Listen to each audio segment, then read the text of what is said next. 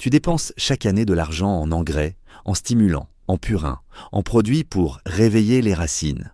Et pendant ce temps, une partie du problème passe juste sous tes yeux, dans le tuyau d'arrosage. Dès les années 1950, des physiciens soviétiques testaient déjà une idée incroyablement simple. Modifier le comportement de l'eau avec un champ magnétique avant qu'elle touche la Terre. Pas un produit à racheter, pas une bouteille miracle, juste de la physique au bon endroit. Regarde le bout de ton tuyau après quelques semaines d'arrosage. Cette trace blanche qui s'accroche au plastique, ce dépôt dur sur les raccords, cette petite croûte qui revient toujours, ce n'est pas un détail, c'est la signature de ton eau. En France, beaucoup de potagers sont arrosés avec une eau calcaire. Elle paraît propre, transparente, normale. Mais dans le sol, elle laisse quelque chose derrière elle. Sur une bouilloire, ça devient du tartre. Dans un potager, ça peut lentement fermer les petits passages par lesquels l'eau circule, durcir la surface, fatiguer la vie du sol et rendre le travail des racines plus difficile. Et c'est là que le jardinier commence à payer. Pas d'un coup, doucement, presque sans s'en rendre compte. Un sac d'engrais potager fertiligène chez Leroy Merlin. Un amendement hors brun chez Gamme Vert, un flacon Algoflash Naturasol, un stimulant Solabiol pour les tomates, un purin d'ortie Naturendi ou Terra Fertilis. Puis un autre produit pour aider les plants après le repiquage, parce que les salades végètent, les tomates tirent la langue, les courgettes mettent du temps à repartir. Chaque achat semble raisonnable. 10 € ici, 15 € là, 30 € pour un sac, rien d'extravagant. Mais sur un petit potager de 100 à 200 mètres carrés, la saison peut vite coûter 90, 120, parfois 180 € juste pour aider les plantes à mieux absorber ce qui devrait déjà être disponible. Le point fascinant, c'est que le problème n'est pas toujours un manque de nourriture dans la terre. Souvent, la nourriture est là, l'eau est là, la plante est là, mais le passage entre les trois n'est pas optimal. Une racine ne boit pas comme une serpillière. Elle ne se contente pas d'aspirer l'eau en bloc. Elle la fait entrer par de minuscules portes dans ses cellules. Quand l'eau circule mieux, la racine travaille mieux. Quand la racine travaille mieux, la plante utilise mieux les minéraux déjà présents dans le sol. C'est pour ça qu'une meilleure eau peut parfois donner l'impression qu'on a ajouté un stimulant, alors qu'on n'a rien ajouté du tout. C'est exactement ce qui rend cette histoire si intéressante. Le magnétisme ne vient pas remplacer le sol, le compost ou les bons gestes du jardinier. Il vient enlever un frein invisible. Il rend l'eau plus facile à utiliser pour la plante. Et dans les régions où l'eau est dure, où le calcaire marque les tuyaux, les robinets, les arrosoirs et parfois la surface de la terre, ce frein peut être énorme. C'est pour ça que les résultats les plus visibles apparaissent souvent là où les jardiniers galèrent déjà. Eau du robinet très calcaire, été sec, terre qui croûte. Plantes qui demandent beaucoup d'arrosage. Potager qui consomme trop d'engrais pour un résultat moyen. Là, un simple bloc magnétique placé sur la ligne d'eau peut changer la logique. Tu ne forces plus la plante avec plus de produits. Tu améliores d'abord ce qui transporte tout le reste, et c'est aussi pour ça que cette méthode dérange. Un engrais se vend chaque saison. Un stimulant racinaire aussi. Un flacon de purin, tu le rachètes. Mais un aimant correctement choisi, bien placé, avec le bon débit d'eau, tu l'installes une fois. Ensuite, il travaille à chaque arrosage. Bien sûr, le résultat dépend de l'eau de départ. Et c'est une bonne nouvelle, parce que ça veut dire qu'on peut cibler le bon usage. Si ton tuyau blanchit, si ton arrosoir s'entartre, si ta terre forme une croûte après l'arrosage, tu n'es pas face à une théorie abstraite. Tu as déjà les signes devant toi. À partir de là, le potager ne se regarde plus de la même manière. Le problème n'est plus seulement « qu'est-ce que je dois ajouter ?» Le vrai levier devient « comment faire pour que l'eau que j'utilise déjà travaille mieux ?» Et c'est exactement là que l'histoire commence à devenir sérieuse. Parce que cette idée n'est pas née dans une publicité pour jardinerie. Elle vient de laboratoires, d'essais agricoles, de physiciens, d'agronomes et de dizaines d'expériences menées sur des cultures très différentes, dans des pays très différents. Elle vient de laboratoires, d'essais agricoles, de chercheurs qui n'avaient rien à vendre aux jardiniers du dimanche. Dans les années d'après-guerre, côté soviétique, on ne regardait pas l'eau comme un simple liquide. On la regardait comme un matériau qui change selon ce qu'il traverse. On testait déjà les champs magnétiques sur les graines, la germination, la vigueur des plants. Pas avec un petit aimant néodyme commandé sur Amazon ou Mano Mano, mais avec des montages de laboratoire. L'idée était simple. Avant d'ajouter un produit à la plante, on peut améliorer l'eau qui lui apporte tout le reste. Puis cette idée a voyagé sans publicité. On la retrouve en Égypte, en Iran, au Nigeria, en Chine, en Colombie. Pas la même langue, pas le même climat, pas les mêmes cultures. Pourtant, la même tendance revient. Les graines lèvent mieux, Les racines démarquent plus fort, la plante supporte mieux le stress et le rendement monte. Ce qui rend l'histoire solide, ce n'est pas une seule étude spectaculaire. Le vrai poids vient de l'accumulation.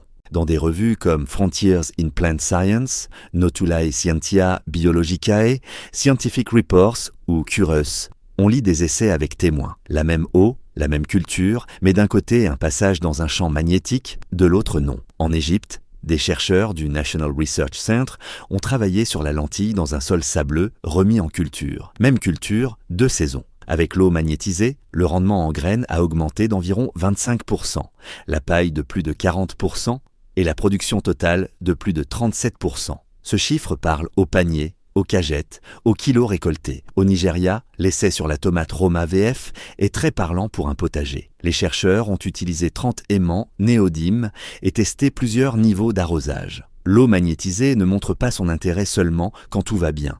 Elle devient précieuse quand l'eau manque. Même avec moins d'arrosage, les plants gardent une meilleure dynamique. En 2025, dans Scientific Reports, une revue du groupe Nature, des chercheurs ont testé des fraises avec de l'eau saumâtre traitée magnétiquement et différents paillages. Résultat, plus de fraises vendables, une meilleure utilisation de l'eau et moins de sel accumulé dans le sol. Le meilleur duo n'était pas une bouteille miracle. C'était une eau mieux préparée, un sol couvert, une humidité gardée. C'est là qu'on comprend pourquoi cette méthode est restée discrète. Un engrais fertiligène, algoflash, solabiol ou compo, ça se met en rayon, ça se rachète, ça se dose, ça se remplace. Un aimant bien choisi sur une ligne d'arrosage, lui, ne pousse pas à acheter plus. Il apprend à mieux utiliser ce qui est déjà là. La précision ne rend pas la méthode plus faible, elle la rend plus puissante. Les bons résultats arrivent quand 3 choses sont respectées. Un champ assez fort, une eau à la bonne vitesse et une eau de départ qui a vraiment quelque chose à corriger. Voilà pourquoi 2 voisins racontent 2 histoires opposées. L'un a mis une petite pince magnétique sur un tuyau grand ouvert. L'autre a ralenti le débit, utilisé du vrai néodyme, et ses plants ont changé de rythme. L'un a mis une petite pince magnétique sur un tuyau grand ouvert. L'autre a ralenti le débit, utilisé du vrai néodyme, et ses plants ont changé de rythme. Pour comprendre cette différence, il faut descendre dans la scène la plus simple du potager. Une goutte d'eau qui arrive contre une racine. Dans le sol, l'eau ne file pas comme dans un tuyau propre. Elle se faufile entre les grains de terre, transporte des minéraux, rencontre du calcaire, des sels, du compost, toute une vie minuscule autour des racines. Une partie circule.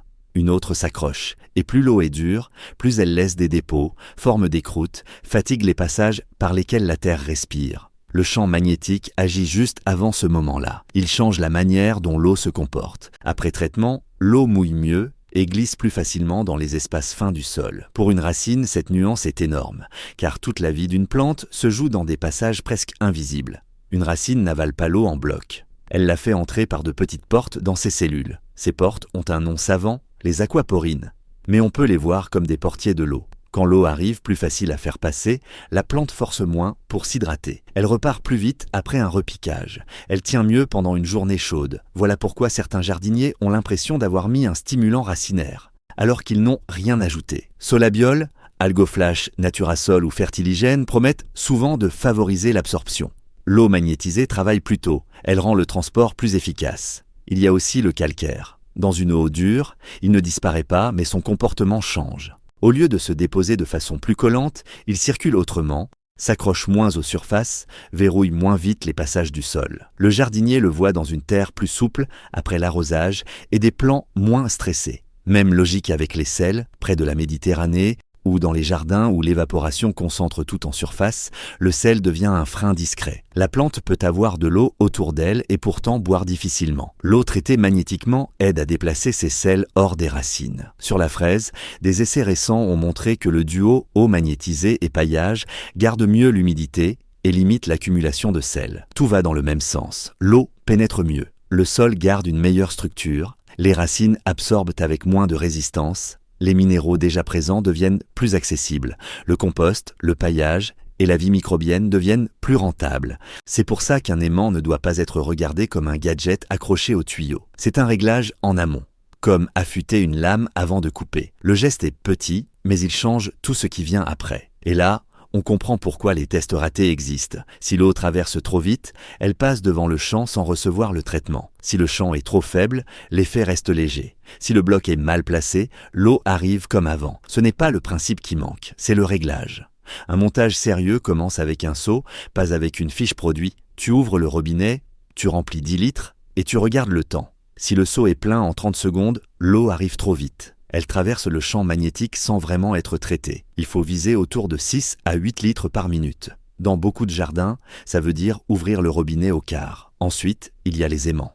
Les petites pinces anti-calcaires d'Amazon, AliExpress ou Mano Mano ont l'air pratiques, mais pour un potager, il faut du néodyme. Les références N50 ou N52 sont les plus intéressantes. Un bloc de 50 par 25 par 10 mm donne déjà une base sérieuse. Le mot puissant ne suffit pas. Ce qui compte, c'est la taille, la matière et la force réelle au contact. Super Magnette ou Magnet Expert affiche souvent ça plus clairement. Le tuyau doit rester simple, PVC, polyéthylène. 19 mm. Le montage idéal, ce n'est pas une machine mystérieuse à 200 €. C'est de l'eau qui passe calmement entre des champs opposés, juste avant d'aller vers les racines. Les aimants doivent encadrer le tuyau, un d'un côté, un autre en face, avec les pôles opposés qui se regardent. 4 aimants, c'est le minimum propre pour tester. 8 aimants, en 2 rangées, c'est déjà un vrai bloc familial. On fixe avec des colliers plastiques ou des serre-câbles. Pas avec du fil métallique. Le métal détourne une partie du champ. Après le bloc, même logique, pas de raccord métallique collé juste derrière. Garde 30 cm de tuyau plastique avant une bague en acier. L'eau doit filer directement vers la rampe ou le goutte à goutte. Côté prix, 2 chemins. Le test économique peut se faire autour de 15 à 40 €. Le montage plus solide, avec 8 gros aimants, monte plutôt entre 60 et 180 €. Chez Leroy Merlin, Castorama ou Brico Dépôt, tu trouveras les colliers, les raccords plastiques et parfois un régulateur. Le régulateur peut changer toute l'histoire. Beaucoup de robinets envoient 12,